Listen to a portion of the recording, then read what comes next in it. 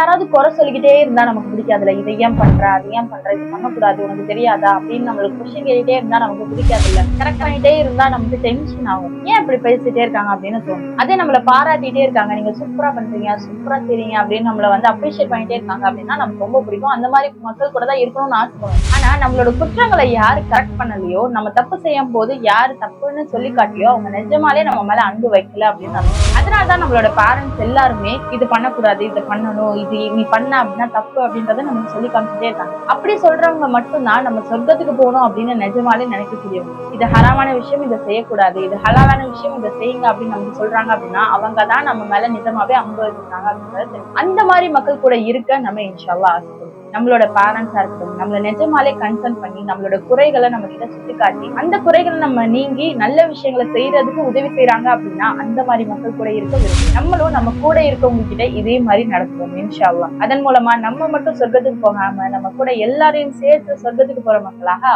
சொர்க்கத்துல சந்திப்போம். அஸ்ஸலாமு அலைக்கும் வரஹ்மத்துல்லாஹி வபரகாத்துஹு.